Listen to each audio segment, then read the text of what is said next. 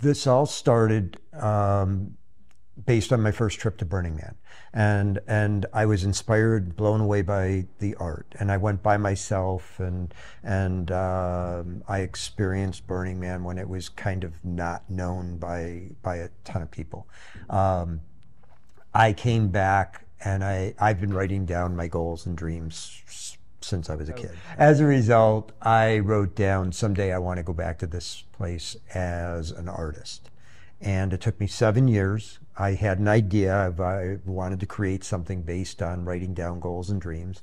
And I created my first installation. And I made a plan for an 8 by 8 foot wood cube, and some friends that, got together, and one was a carpenter and one had a vehicle to bring the stuff out. And we did it. And right about that time, some people came by and said, "Do you have some of those dream tags, those wish sticks that you've been talking about?" And I said, "Sure, I've got a whole box of them." And they said, "Can we have some?" And they passed them out to people. And the next thing I know, people were coming and writing down their goals and dreams. And this it went from not a really great installation to the next year I went back and I created something bigger. And then it got really big. And each time more and more people became involved. And I wanted to take this concept, this idea of ephemeral art, and bring it to a city around the country. And I ended up getting a chance to bring it to Las Vegas. In Las Vegas, it was in an area that was kind of, it's downtown Las Vegas, so it wasn't near the Strip. It was a bombed out neighborhood, which, a lot of buildings were boarded up, and the person who brought me there was trying to change the character of that neighborhood. And it brought people to an area that most people from out in the suburbs would never have come. I had spent a year talking to every community group, every gallery, every arts organization and the city. I mean, I talked to anybody and everybody that wanted. But what really created the momentum was the fact that I had two people come up to me who said they were teachers. And so it was at one of my artist talks, and say, "Are you going to do anything with the schools?" And I called my wife, Madeleine, and I said, Madeleine, I've got this idea. I want to speak at all the schools in Las Vegas, and I want to give each one of the kids a canvas, which we're going to make this huge tapestry wall, and I want to give them all a dream tag so they can write down their goals and dreams. And I want to give each one a satellite cube, a smaller cube, which they can draw and paint on each school. And this is, I had my presentation in Las Vegas was at 10 o'clock. It finished at 10 o'clock at night, and so I called her. It was 1 o'clock in the morning on the East Coast. And her response was, "Scott, it's 1 o'clock in the morning. Call me tomorrow." And so first thing in the morning, 5 a.m., I call her up, and she's having her coffee.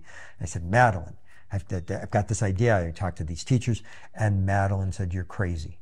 We don't have a budget for this part of the project. You're already stressed out. You're a month in." He wound up getting funding for it because nobody can say no to Scott.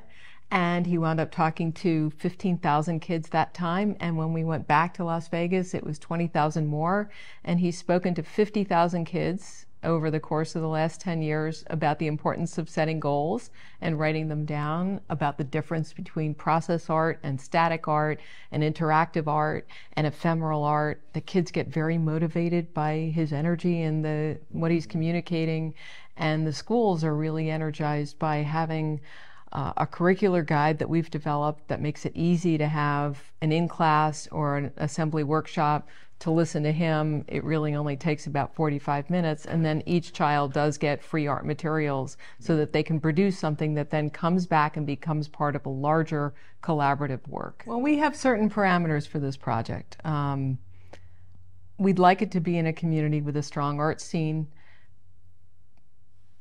and an appreciation for the value that comes from connecting the dots.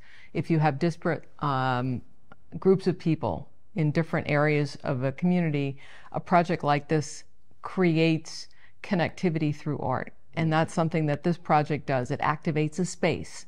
So if we find a site that really could use the energy of people coming to it from all parts of Talbot County, that's another thing that this project can do. And the LifeCube components are in my garage. So it reduces the expense of schlepping them across the country when we can build something right here. And if we're re-emerging from the pandemic, we're better to start than right at home. You start by having some conversations. And so on the 25th of Wednesday, next Wednesday, we are going to have an information session. And it's to try and get an idea of who wants to be a part of this art. Because this is, again, not come and see what Scott built. It is come and be a part of this art, be a part of the project. It's the 25th from 5 to 7, and it's hosted by Talbot Arts. Joan Levy has been terrific at the Conservation Center, so it's very central, and everybody's welcome.